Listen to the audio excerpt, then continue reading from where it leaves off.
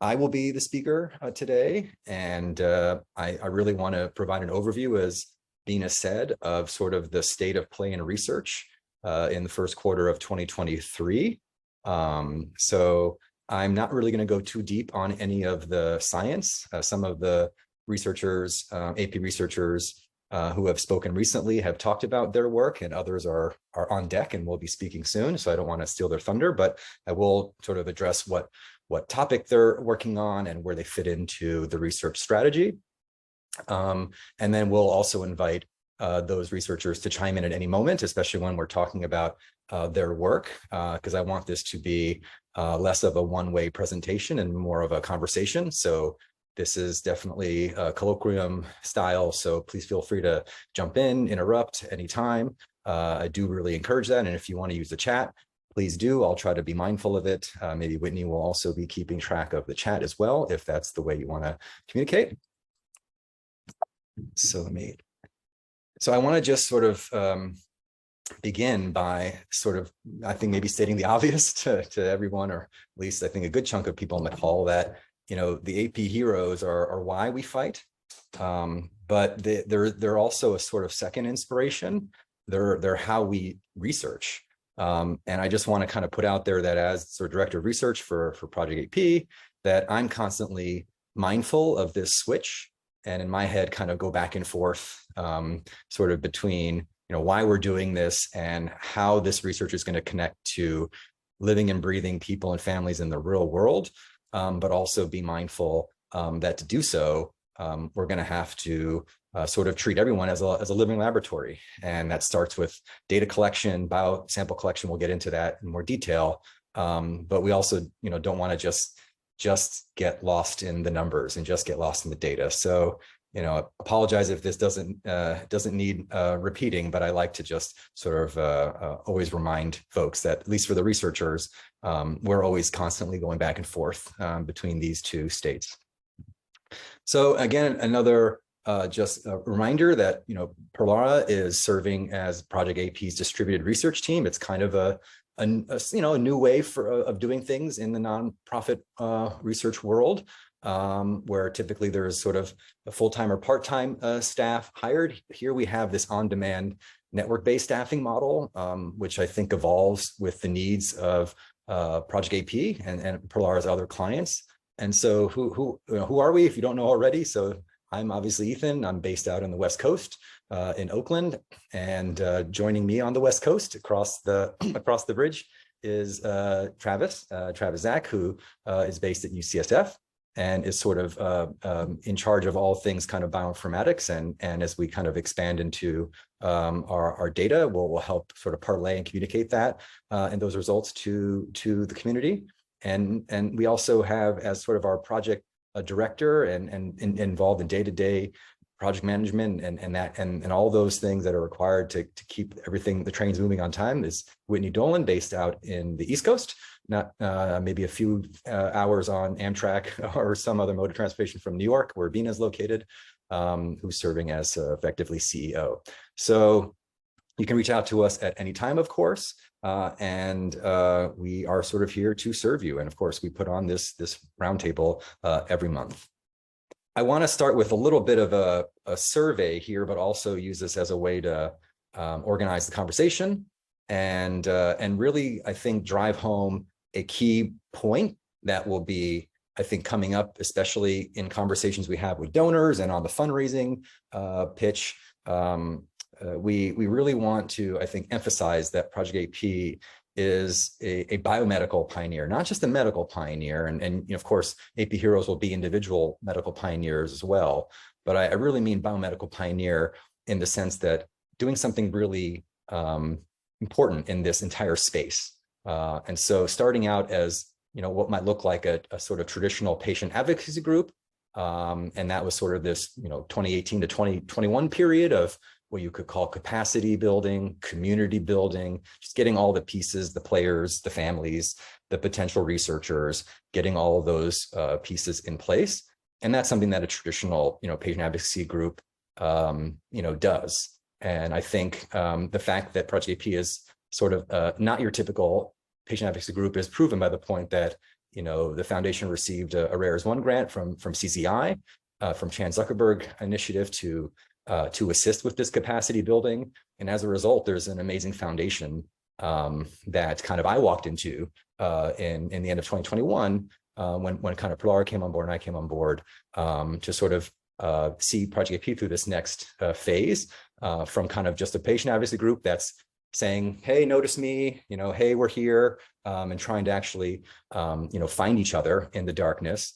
You want to go from there to sponsoring research, and not just sort of one kind of random project at a time in an ad hoc fashion, but actually setting up a kind of sponsored research hub and creating, a space like this and other capacities that really allow the foundation to sponsor research that fits into a big agenda.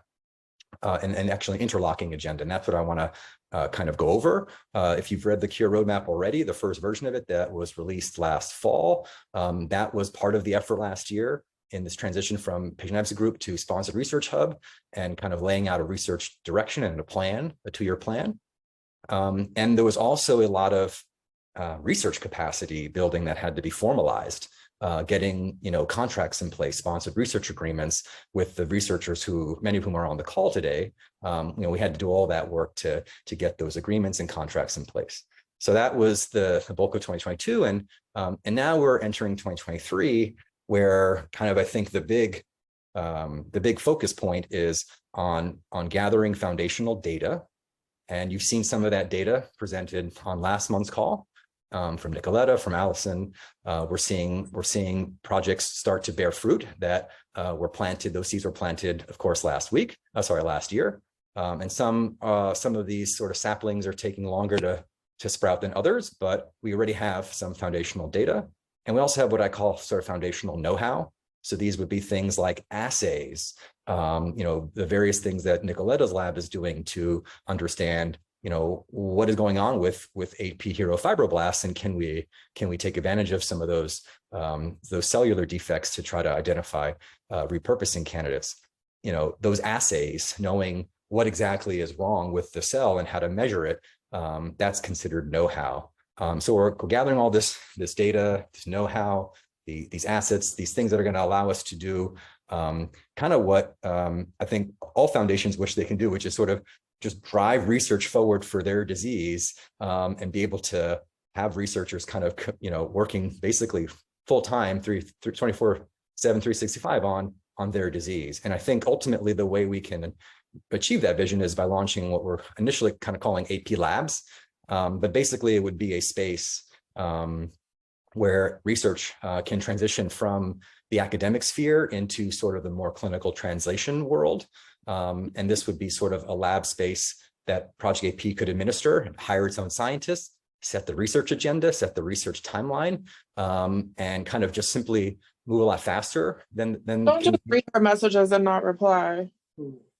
Ms. Newell? Oh, sorry. Do you mind, Emily, I think that's you, just muting if you don't have a question or speaking, please remember to mute. So I'll go a little bit into kind of what at the end, what AP Labs might look like, and Project AP would not be going on this alone, thanks to the network that was built in that capacity building phase. There are other groups, other foundations that are thinking similar thoughts, like KIF1A and other alums of the RARES1 grantee or the RARES1 grant. So one definitely leaves some discussion for folks to ask questions there, but it's something that hopefully will launch this year, and it will evolve, like all the other things we're working on, evolve into a bigger vision. I don't want to really go into the history. So we have other places where we have the kind of 2018, 2021 period recapped. The roadmap has been available on Substack, both Perlara's Substack and can be available through the Project AP Substack, which I'll announce more about that in a second. Looking forward to 2024, I don't really want to go too much there, except to say that to complete this journey from patient advocacy group to sponsored research hub to what we're calling a nonprofit biotech, and I'll get into a little bit about what that vision is. But more importantly, we also anticipate that the data and the know-how that we're gathering in this year will start to allow us to move into clinical studies, even if those are single patient studies. We want that to start happening next year, and those could be with compounds, drug repurposing compounds, Those could be also with devices, medical devices, what we're calling assistive technology. And I'll get into that as sort of the fifth segment of the roadmap, adding to the four that we already described in the roadmap. And then kind of this bigger vision, again, I don't want to spend too much time on this because it's not really research focused, but I just want to make sure you see how this research plan fits into a longer vision, especially as we gear up for these fundraising campaigns that kind of, beyond 2025 to 2030 and beyond, that AP basically kind of becomes what we're calling a CureCo or a nonprofit holding company that can kind of manage a portfolio of assets, of discoveries, of researchers, and this would kind of all amount to a self-sustaining R&D pipeline that AP kind of sets the tone and drives the conversation. So that's really the big vision, but I want to focus on the bolded, highlighted sections, which are 2022 and 2023. And you might think to yourself, well, geez, this sounds really ambitious. And, you think to yourself, well, there's not that many folks, with a chromosome AP disorder. How could, this ambitious vision come to pass? Well, I think there's really an enormous opportunity in chromosome AP, and it goes back to the foundation being a real biomedical pioneer. And here are some of some of the facts that we're going to be using, as we mount these fundraising campaigns to make the case to donors why chromosome AP is such an opportunity. Overall, 1 in 150 babies is born with a chromosome condition. So often most of the attention and the oxygen gets sucked up by the monogenic single gene disorders, but when you add up the chromosome conditions, it's not as though there aren't a huge unmet need. And in fact, the tests you can use to determine if there's a chromosome issue are some of the oldest sort of genetic tests we have, like a karyotype.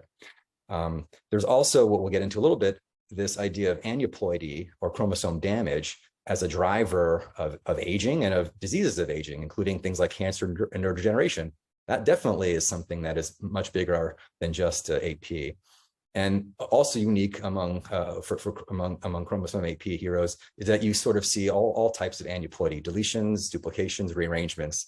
So you really have a model of all the different ways you can get aneuploidy within one sort of disease category. And I think it really all comes back to building, of course, on the foundation of trisomy 21, and I'd love Huri to kind of comment as appropriate there, but we see AP as serving as a battering ram that can help us really understand the basic biology of complex chromosomal disease and understand rational targeted ways to fix the problem and usher in kind of next generation chromosome therapies that will be really hopefully addressing the root of the problem and have solutions available not just for children, not just AP kiddos, but also for adults, and one day in the future, maybe even thinking in utero. So again, if you want to jump in with any questions or comments, please do. One of the goals that we set out for this first quarter was to researchify, I couldn't come up with a better word, but to researchify sort of Project AP's online presence. You already have a wonderful website with lots of resources, but sort of we thought you could take things to the next level by taking advantage of a platform called Substack, which is sort of a blog, email newsletter, and payments platform all rolled into one. And you can find Project AP's Substack at projectap.substack.com. And hopefully you're all on the emailing list already, and you received the inaugural Project AP research newsletter earlier this month. And we're really excited about that as a way to sort of centralize communications from the foundation to the community. And that's a pretty, we think it's a pretty big community. I'll get to that in a second, but just want to kind of go through what the newsletter will actually sort of feature. We want to pose a research question each month, kind of based on the data that is maybe timely or that's about to come off the presses. So we had Nicoletta talk about AP fibroblasts, and so we posed the question this month: what if we could use AP hero skin cells or fibroblasts to identify potential drug repurposing treatments or medicines that might be in your medicine cabinet right now that maybe are certainly not going to be cures, but could somehow move the needle and provide benefit in the real world today. So we want to pose a different question each month. And so if you have any suggestions, of course, please send them either directly to me or Whitney. We want to also have a research highlight And so that will obviously kind of be the Research Roundtable talk. And so we'll summarize what happened. And so we'll do that as well for next month, kind of summarizing the highlights of this discussion. We'll also have a section that we're kind of calling recent relevant publications. This is a place where if you're on the family side, you want to nerd out. These are kind of the primary sources that we scientists are looking at. And of course, for our researchers, we're trying to flag interesting articles that either relate directly to AP or somehow are in the chromosome copy number variant relevant space that could be relevant for us. So if you have any suggestions or you come across a great paper that you think we should promulgate to the rest of to our community, please send, again, suggestions our way. And we'll also come up with ways to get this feedback from you that is low friction and not adding another email or something for you to do. But we'll try to make that, we'll kind of evolve this over time. We also have a section we're calling the Family Corner. And I want to give Bina an opportunity a little bit later to talk about and expand on the My Hero initiative, and Faye as well. I know you guys have been working there, and Katie too, and please, you can all chime in. But we want to have a Family Corner section where we kind of make direct calls to action or appeals to our community. Hopefully that's in conjunction with our research agenda. And then we also want to highlight some upcoming events. Obviously, the roundtables will be a common recurring fixture, but then we're starting to also make AP's presence known at different frontline academic conferences. In this case, I'll be attending the Gordon Research Conference on Functional Genomics of Human Brain Development and Disease in Ventura in about 6 weeks or so. So looking forward to connecting with a lot of researchers there that hopefully can offer new collaborative opportunities for us or just fresh insights on AP. And to sort of, we want to do this in a thoughtful way. We want to do this where, we're data driven. So we're able to see, for example, that of the 1,300 or so recipients that were in the original email list that Bina has carefully assembled over the years, we got a really, I think, pretty outstanding open rate, more than half. And so I think we have just begun to sort of look at that data. We'll start to see, of course, who's really engaging with this content and where we can go with this. I think we have one sort of very simple and naive hope here is that there is a possibility of, as I said, this platform Substack is cool because there's an ability to have paid subscriptions, paid subscribers. You kind of set the initial default to free subscriptions, but then you can kind of convert. Several people actually volunteered to pledge that they would they would pay $100 a year to be a subscriber to AP. So I think that already tells us that a few people, if we're willing to kind of go out of the way to pledge, I think that says that there might be an interesting sort of source of funding here that could support specific activities, like, for example, provide funds to cover a conference, provide travel scholarships and other things. So I think with sort of a very maybe only sort of simple expectations, we might be able to turn this Substack community into something that is a way for the community to actually drive research forward, whether it's through capacity building or maybe one day even being able to explicitly fund research projects. And I wanted to also remind folks that Project AP already shares video content through its YouTube channel. This is just a screenshot here.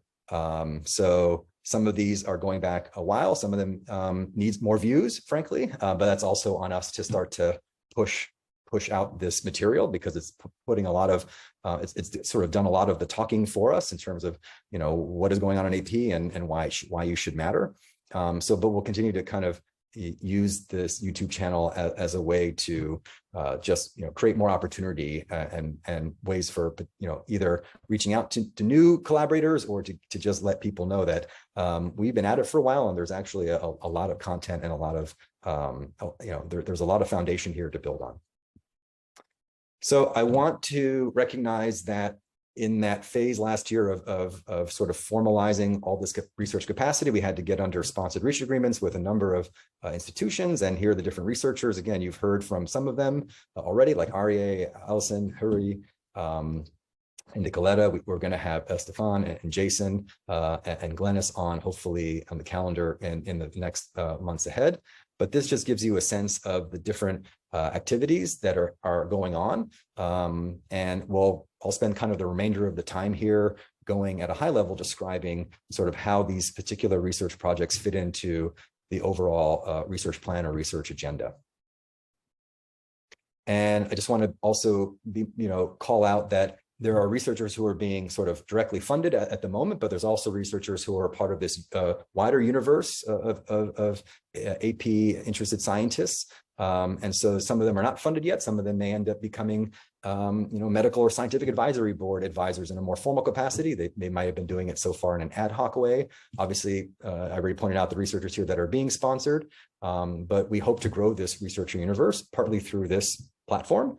And so that means not just folks who could end up being advisors, but also folks who could end up taking different sort of chunks of the research plan that are currently not covered. So for those, I'm not looking at the participant list here, but for those who are in attendance here, thank you for joining us. And again, feel free to chime in when we kind of get to your research area.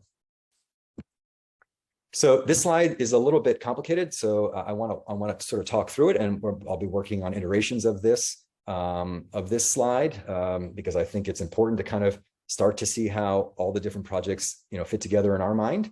The cure roadmap that is out there, the AP cure roadmap that's out there is again V1. So this is that document will be refreshed later this year because we'll have had results and other new information will have come to our attention. New discoveries will have been made.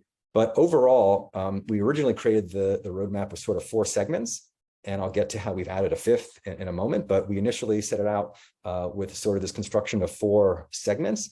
And we imagine that these segments would be interacting with each other. Obviously, the researchers in our network, we hope, are going to be also collaborating and interacting with each other. But let me kind of walk through this infographic. So the concept here is that we have 4 research segments: drug repurposing, disease modeling, chromosome therapy, and what we were calling in hero studies. And if anything is not clear after this is explained, I'll be happy to make sure everyone understands the language and hopefully we're all using the same sort of consistent nomenclature. So when we're talking about disease modeling, we are really kind of initially focusing on neurological disease modeling. So that's why we see the brain organoids in Allison's lab. That's why we're going to see the work done on neuroprogenitor cells in Harui's lab. We've already sort of seen examples also of modeling of sort of development, and that's in early development, looking at the early so-called germ layers and how they're organizing. That's work done in RA's lab. So these are all different versions of what we sort of call disease modeling. And so we will have, as I said, specific disease models, brain organoids, neuroprogenitor cells, NPCs, et cetera. We're going to, from characterizing those models, we will have different screening phenotypes. That is obviously something that hopefully is very clear from Nicoletta's work. We'll go into that a little bit more and unpack that, but basically looking at phenotypic differences of AP skin scales versus controls. And this disease modeling also suggests potential therapies, potential disease-modifying pathways, and sort of further experiments. So sort of disease modeling, as I'll get to, is sort of kind of core to a lot of these other activities. And so from disease modeling, we will flow into drug repurposing. And so I think the skin cell work is kind of the clearest example of how that works. And if we're able to exploit those phenotypes in the skin cells, we hope to identify potential clinically actionable therapies that we could test in AP heroes. The disease modeling activity also kind of feeds into the other segments.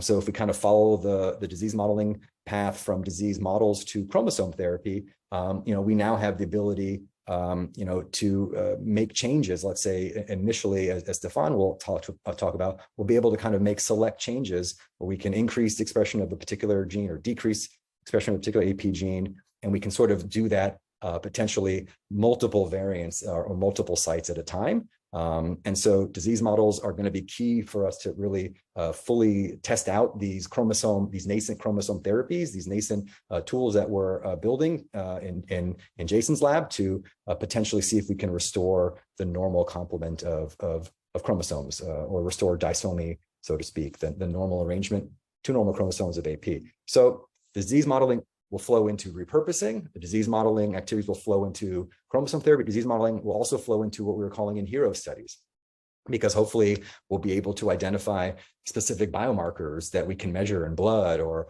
CSF or other biosamples that can now tell us that a therapy might actually be working.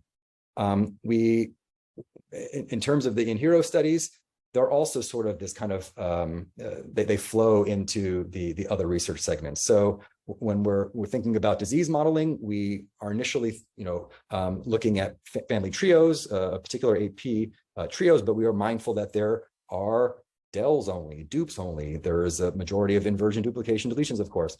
We have a foundational data set from Wendy Chung's lab, the O-Core data set. So those observations are feeding into our disease modeling.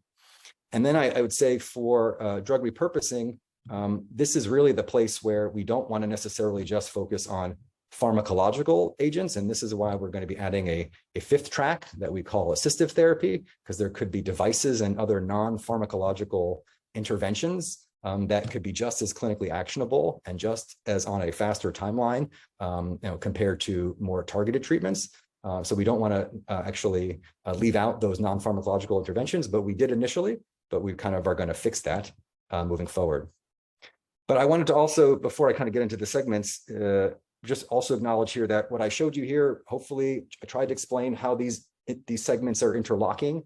But the reality is this is actually a picture of a chromosome, of a cell genome. So we're looking in the nucleus, and all these strands here are the different chromosomes. And they sort of inhabit the space of the genome. They're not just this simple sort of toy model that we sort of always use in conversation. This is the reality. And so this is also going to be the reality of our research program, where we've made these nice connections between this activity and that activity, but we're going to be surprised. There's going to be unexpected collisions. And so we're going to have to sort of just acknowledge that sometimes our plan is going to have to be adjusted. And again, I think this also sort of just the scientists, the researchers on the call, I think will sort of appreciate that there, in spite of that, what looked like tangled mess, there actually is logic and order to the structure here. And so this is just sort of reminding folks that, you can zoom in and out on a chromosome, and there's organization at all these different levels that are important. And I think that's kind of also just hopefully a useful metaphor for, as we kind of execute on this roadmap, there's going to be places where one lab is going to have an opportunity to collaborate with another lab. One lab is going to make a discovery that hopefully be useful to the other lab. That's why we convene on these calls, so that we can just make these, allow these connections to diffuse instantly across our community. But just, again, realizing that there's going to be these touch points between the various projects. And so things won't necessarily neatly fall under one segment only. Things are going to be sort of interlocking and communicating with each other. Okay, so with all that sort of preamble, let me actually just check the chat here in case there's any questions. Okay, just looks like positive feedback. Okay, great. So again, chime in, jump in at any point. But here is sort of one way that, and we're going to be working on how to kind of visually present this. But I think we keep kind of using the chromosome structure itself as kind of a metaphor for the research process. And so I want to kind of here offer, and please give me feedback, and we can improve this this sort of presentation or this visual over time. But we sort of think about these segments as kind of corresponding to parts of chromosomes. So we sort of talk about segment one as drug repurposing, sort of analogous to the short arm of the chromosome. This is, again, what we think is going to be a path that is not going to take years and years to develop. This is something where we think on a relatively 12, 15, 18, 24-month time horizon, we're able to come up with hypotheses, come up with repurposing candidates, and test them. And not test them willy-nilly, but test them in a way where we can actually have useful, even potentially regulatory grade data, so that we can make conclusions about interventions, and especially be able to test combinations of interventions. Ethan, can I yeah, interrupt for a bit? Please, so No, thank you for the presentation so far has been really exciting to see. I have a question. So I believe that in each individual has a different deletion or duplication, the size and the content of genes and so forth and so on. So the question number one I have is, has anybody looked at or correlated the size of the deletions, the genes within, to the phenotypes? Is it something that people have already done and said, well, we cannot map genes to phenotypes? Yeah, I mean, there's an initial paper called, the first author is Okur, O-K-U-R, and I think that is available on the AP website. But it was a sort of an initial attempt to do what you're saying, of sort of doing a genotype-phenotype relation, or establishing whether there's a clear genotype-phenotype relationship. So would certain phenotypes only present in the deletions only versus the duplication only? I think the long and the short of it is that they're, unlike some other chromosomal abnormalities where there's like maybe a kind of a single driver gene and everything, and the other genes implicated are kind of incidental. That doesn't sort of appear to be the case here, and it's much more kind of complicated genotype-phenotype relation. And even with 94 or so in the OCOR data set, there isn't something obvious here. So we do hold hope that there will be drivers, gene drivers in that kind of classical sense, where you might have a duplication and many genes are involved, but maybe it's really one gene that's actually driving the pathology. We think there's still going to be room for that possibility, but we've also taken the other view, which is that it's aneuploidy sort of any way you break it. And so there's going to be consequences due to the aneuploidy that don't really care about the particular break point. And of course, there could be an interaction between those two. So I think hopefully that gets at some answer to your question, but I think if anyone else who would like to chime in can feel free, but I think this is definitely a place where we're still a work in progress, and having more heroes onboarded from a point of view of biospecimens, samples, cell lines, and then being able to baseline and track sort of activity or other measures over time, and what we call the segment 4 hero studies. I think that's where we're going to start to get clarification or clarity on these genotype-phenotype relations. Thank you, Ethan. Just to be appropriate, my name is Santosh Giriraj, and I'm an associate professor at Penn State University. We've been studying copy number variants for many years, and that is why I was just asking this. So the last question related to this is, I assume that many of these chromosome therapies and even drug repurposing will involve function of some of these genes that are duplicated or deleted or even inverted, and that has to be taken into account when we think about these things. And when we are doing this, do we have a particular model deletion or duplication on 8p that you use, or are you going to test them on all different 94 different types of genes? That's a great question. So we've been kind of taking advantage of sort of a flagship trio, sort of an initial pioneer trio, where we have a sort of an 8p hero representing the inversion, duplication, deletion sort of caucus, which is sort of the majority, of course. But I think the thinking here is that there's already been a number of investments made on that initial pioneer trio. So it's sort of, there's a data network effect kind of emerging to continue to look at that one trio across these different platforms and these different experiments. But we're also mindful of how you start to onboard additional. And so in Nicoletta's work, we've, have a small sort of bank of fibro lines, but hopefully, as we'll sort of, repeat into the My Hero initiative, like we want to have more of these lines, especially we want to be able to say we have multiple examples of deletions only heroes or multiple examples of duplication only heroes, because just numerically we're going to get inversion, duplication, deletion just based on the statistics. But we definitely would like to not be underpowered with some of the other with the deletion and the duplication only. So I think we want to be super mindful of that, and the only way to alleviate that is to just have samples provided. So if you fall into that category, I think it's on us and the AP community and the Project AP leadership to identify, where we need, sort of more folks contributing, more heroes contributing, so that we can kind of cover the whole community landscape. Yeah, thank you, Ethan. Thank you very much.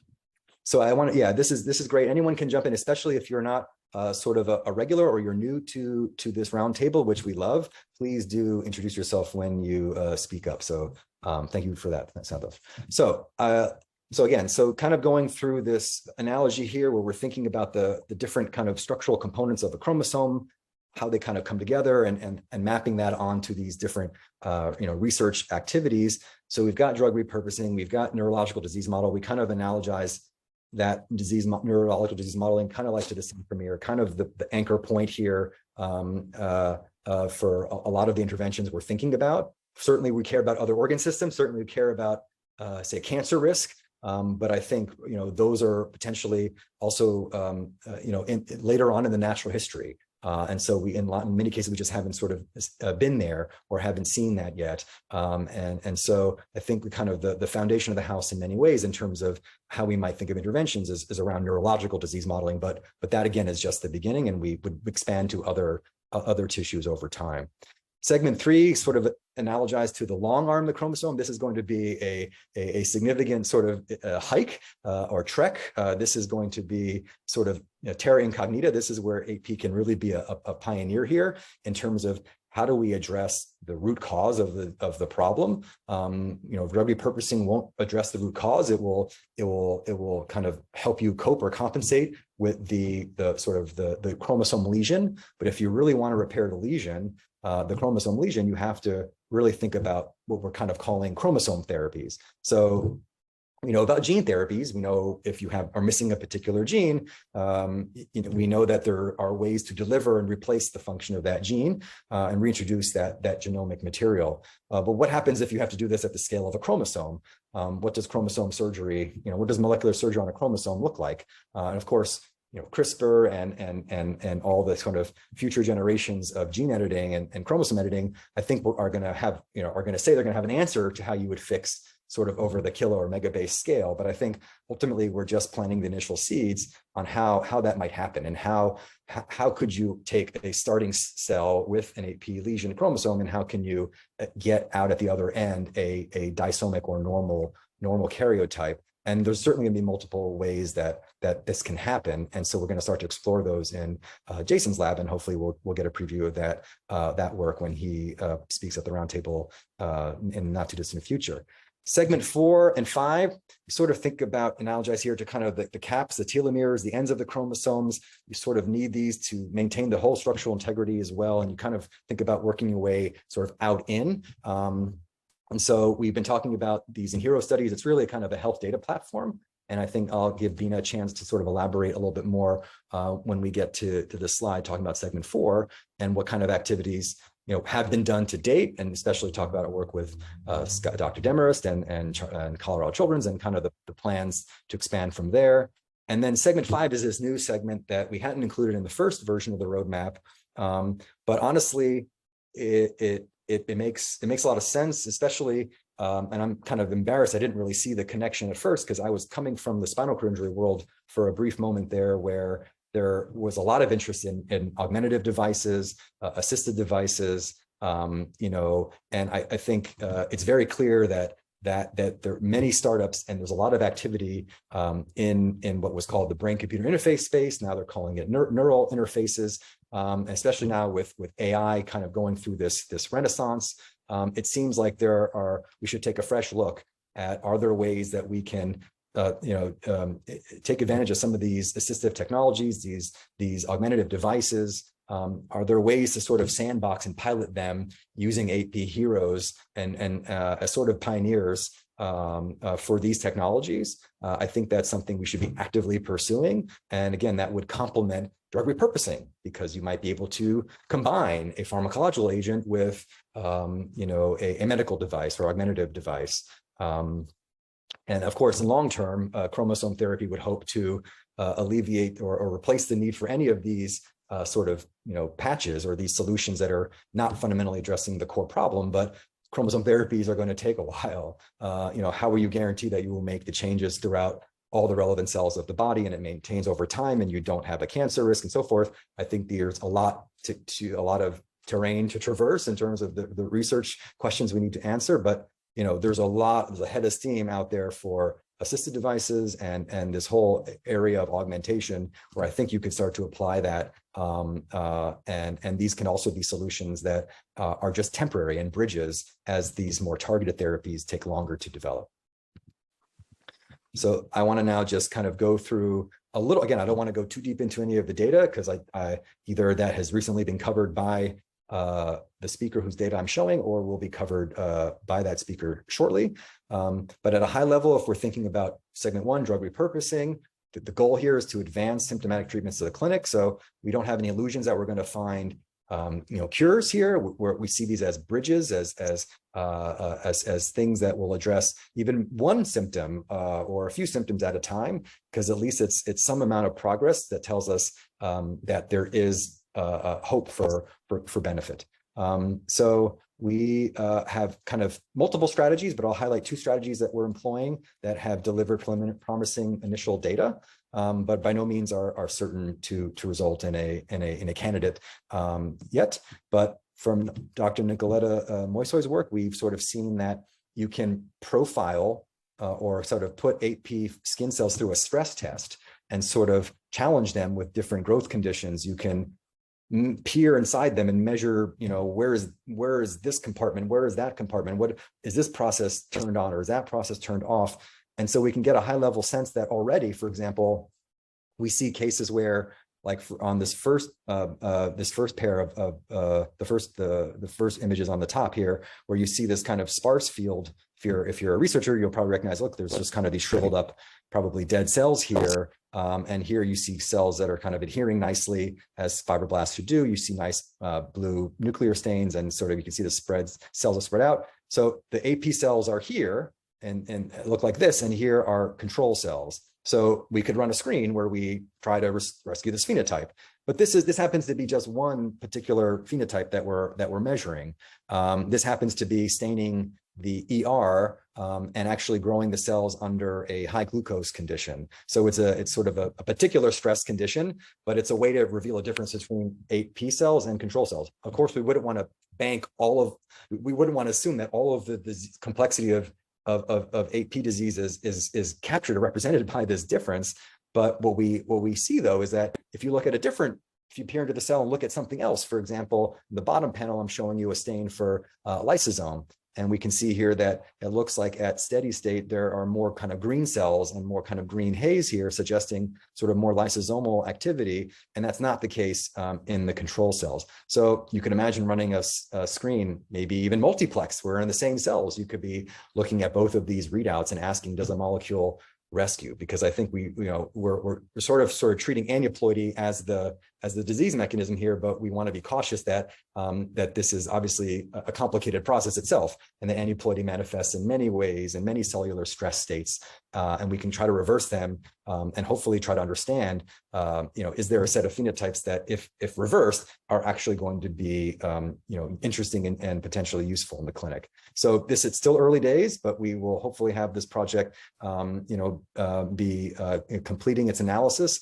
of a number of different cellular based phenotypes, and we'll be able to say at the end of the day, here are all the dimensions where 8P cells look different than normal cells, and we can consider designing drug screens such that we can reverse all or some of those phenotypes. Now, in parallel, we're taking a kind of orthogonal approach. We like to do that, where we try to have different groups that are completely uncorrelated. Often, even great if you can have some groups be startups, some groups be academic labs. You really kind of have diversify along many different axes of risk.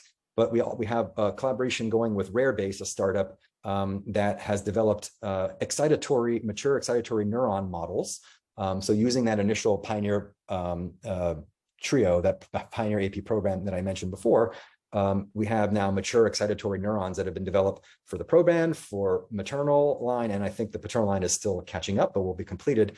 And what you can see already here is that use a number of different 8P genes, and in gray are kind of the control lines, where you see sort of everything is clustered around the x-axis, or sorry, the y, around 0 of the y-axis, and you can see some of the purple points dip below the y-axis, some raise above. So the points that go below are genes that are in deleted regions, and the points that are above are in genes that are in duplicated regions. So you already sort of have an opportunity to see, well, yes, many genes are changing in an AP, but we have a chance, at least in a mature excitatory neuron model, to say, are there known drugs, because RareBase has done this already, are there any known drugs that can modulate or normalize the expression of of these AP target genes. Now, will there be one drug that normalizes the expression of all these disparate genes? That seems highly unlikely, but we are likely to have drugs that might increase or decrease the expression of particular driver genes or hypothetical driver genes that and that can form the basis of a mechanistic hypothesis. So we think these two parallel tracks will start to yield some more actionable results or assays in the months ahead, which will allow us to then either act on known drugs that Rarebase already has sort of profiled to see what their effects are on different AP target genes. And then we can take this completely orthogonal, completely different approach where we're looking at skin cells, different cell type, but also looking at phenotypes associated with aneuploidy, not with the expression of the gene itself. So here's an example, just one example of how we're tackling repurposing with two complementary orthogonal strategies running in parallel. Hey, I just wanted to give you a time check as well. Yes, I know we're running up here against time. So I'm about to just wrap through the final segments here. So segment 2, disease modeling, we had Allison talk about the beautiful brain organoid data, I think already revealing that there could be this so-called oligodendrocyte-like population. So already those experiments are already bearing fruit in terms of understanding what is going wrong as this model of the AP brain is developing. And then Hiri's lab is still waiting to be stocked up with cell lines, but he is sort of lined up to do a whole bunch of characterizations of both AP-iPSC lines, undifferentiated lines, as well as AP neuroprogenitor cells. So we're very excited to get those experiments. Segment 3, the chromosome therapies. These are still, we haven't yet heard from our researchers yet, Jason and Stefan, but they will be speaking in the spring, I believe. And there are really kind of a couple of sort of goals really for this, or there's really one goal, which is to restore AP disomy, but there's a couple of different strategies. Stefan's lab is developing a set of standard lines where we could knock down or knock up a particular candidate driver gene and be able to now interrogate and answer this question if a particular driver is actually correcting a disease phenotype. And again, we now have disease phenotypes coming from our other model systems that start to inform these experiments. And Jason's lab is kind of undergoing or going through this process of multiple ways to take cells with an AP lesion and basically evolving them or doing other tricks to end up with normal cells with normal AP chromosomes at the end of it. And then we can start to reconstruct how did we do that, and is it feasible to start to think about ways to potentially even by a cell therapy approach give back correct AP chromosome corrected stem cells. But again, that is still quite science fiction today, but it's something that is kind of the whole point of why we're doing this foundational work. The segment 4, maybe we don't really have too much time to dig into this, but I think there was a recent talk or recent video, I think, about the My Hero initiative. So I would, watch that if you haven't. But the highlights here are that the three sort of sub pillars here of this initiative were the registry that was put in place sort of from the beginning, the biobank, and there's some sort of flux underway here in terms of who our biobank is, and we're kind of finding the right long-term partner for samples, and then of course standing up other AP clinical centers. I don't know, Bean, if you wanted to quickly chime in on anything here or point folks in a direction for follow-up. Well, you're on mute. Yeah, I saw that. Thank you. So I just think this is highlighting us more than just rebranding, how families can be involved and contribute optionally at different parts of pieces of the puzzle, frankly, to better understand what's happening in your loved ones. And so I think this is all contributing to what we're actually developing and should have by the summer is more of a sandbox or a space for all of the researchers on this call and physicians as well to access, of course, with approvals, a secure encrypted de-identified data set where you can actually do your own cohort analyses. You would have access to all the omics data that we have. You would have access to, we're looking at other video monitoring tools or modalities that would actually reduce the caregiver fatigue of patient-reported surveys to the end of time, right? We want to kind of be able to make decisions that we have enough caregiver-reported information and how we can maybe use modern technology to capture what's happening. And so just trying to be able to give researchers access to that in a really easy way. And obviously out of this, many studies will evolve, right? many of you are already initiating studies on this, but it's beyond looking for a critical region in the deletion. It's maybe thinking about this cumulative factor of different pathways and really coming up with those patterns. So that will be available to all of you and the world in a very open science format, but de-identified, and we'd be able to link things on the back end. So with our different IDs to know exactly who is being selected for different studies. So I just wanted to let you know that that is in the works, and I'm really, really excited that we'll be able to do that for our community.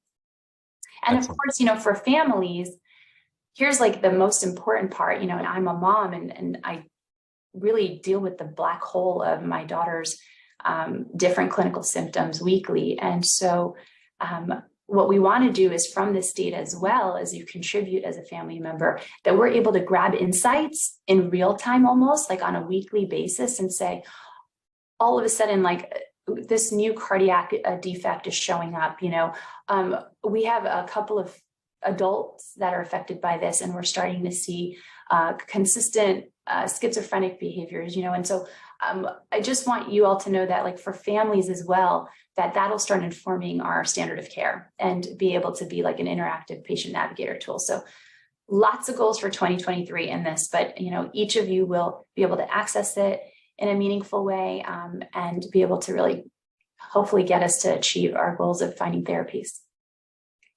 So each hero is a living laboratory, is a chance to get baseline data. You can act as canaries in the coal mine for each other, the older heroes. So I think, yeah, just to echo again what Bina said, there is no shortage of data and ways to participate in terms of never too soon to baseline, and you can never phenotype too much. I guess you can't wear wearables or whatever. I guess there's a physical space to how much you could be wired up, but otherwise, I think that's the mindset here: is more data is better. So I want to wrap up here by so I will be fully putting out this segment 5 in written form, and so here I just want to tease with more of a visual to say that in my brief time with in the spinal cord injury world with the Re Foundation a few years ago, there was a lot of excitement over companies like Neuralink and others that were doing brain-computer interfaces with the promise of sort of being able to, in that case, sort of bypass an injury or the site of injury in a spinal cord. But you could imagine that now with AI going through this seeming new super fueled stage of growth, that there is a new generation of neural interfaces that may be AI powered, that may be able to be compatible with overcoming challenges of lack of speech or other neuronal challenges. There's sort of a frontier here where I think we want to allow AP heroes to also potentially get access to technologies that are not pharmaceuticals, or not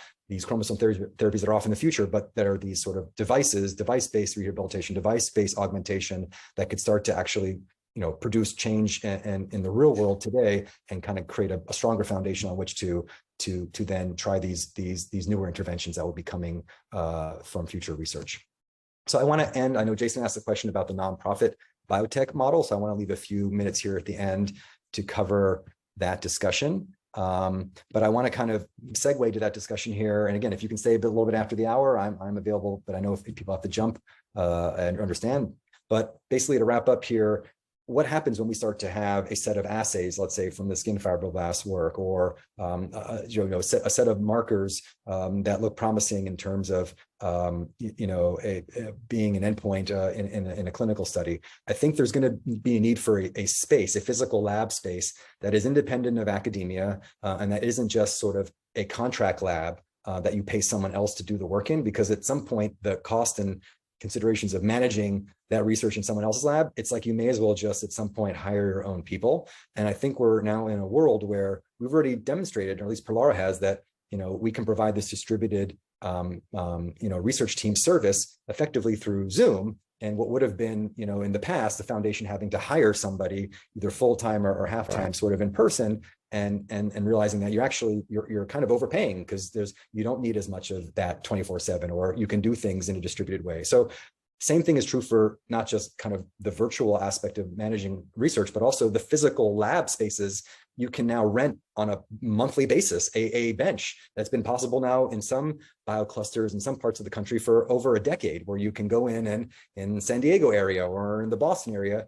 If you're a startup, a biotech startup, and maybe you're just two grad students from a lab that had an idea, you could go rent lab space. And so that actually is not a crazy thing. Chordoma Foundation did this, I think even 2 years ago now. They went into a biotech incubator space called biolabs, where normally the tenants are startups. But in this case, the Chordoma Foundation is like, well, we're going to pretend, or not pretend, we're going to be a startup. And effectively, that's kind of the christening of this nonprofit biotech moment, where the foundation says, no, we're going to act as though we're a startup. We have the nonprofit structure, but we're going to act operationally and kind of, and just like our speed, our urgency, we're going to act like a startup does. And so I think other foundations are interested in this idea, like KIF1A, and there's others that are kind of wanting to take control over the research process and figure, you know, if you're going to pay someone else to do it and you have to explain it to them every step of the way, you may as well just hire your own scientists.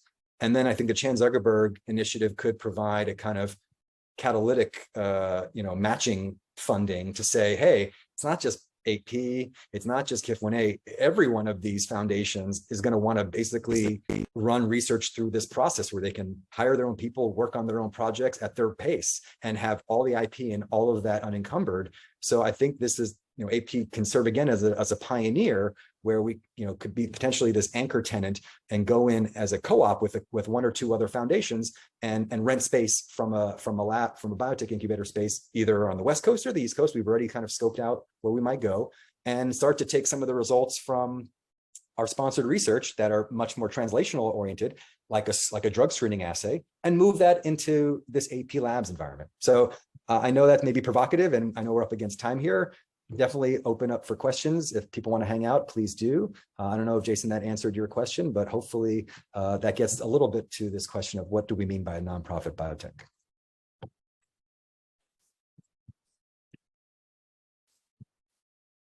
So again, we're at time here. If anyone has any follow-up, please don't be shy, chime in. We'll hang out here for another few minutes, but I do appreciate your time if you have to jump. And yeah, I'll open it up again to any questions. If not, this will be available, as we've said now a couple of times, on YouTube very, very soon, and will also be recapped in the next newsletter. I just want to add a few words. As a geneticist, we've been very much biased towards genes and gene expression, and then function and mechanism. I think this approach of using kind of a systems approach, or kind of not worry about what's in the black box, but can we just see how to really address everything else that comes out of it type situation, I think is a very good way of looking at it, because all the studies that we've done so far in genetics for the past 30, 40 years, from Down syndrome to many other disorders of the nervous system and development, we made little progress when we went from genes to functions. I think this is a good approach, and maybe going from genes to function and even doing the systems biology approach can still be merged together to really figure out things. But I like the different dimensions of research that is involved, and I was very happy that they can be connected, and it will be a synergy for sure. I'm very impressed with all the stuff that you showed. Thank you for the feedback. Anyone else? No pressure. Again, you can follow up by email. We're going to try to be creative with other ways to give kind of low friction feedback to us, so that we can continue to make this experience more enriching and more productive. But if there's no other comments, we will wrap it. Great. Thank you, Faye. Great. So I think we look forward to seeing you next month. I guess, Brittany, can we share who the speaker is next month? Or okay, so that is still being live. It's a surprise. But yes, it will definitely be worth your while. So thanks again, everyone, for joining us. Thanks, Anders, for the commentary, and love seeing the new faces. And this is kind of the whole point, is that we want new faces. So, bring a trusted friend if they're interested in getting into AP research. We'll try to open it up at some point. But yeah, we want these kinds of perspectives. Thank you. Thank you very much. Thank you, everyone. Good day, everybody. Bye. Thank you, Ethan. Thanks. You're welcome. Bye.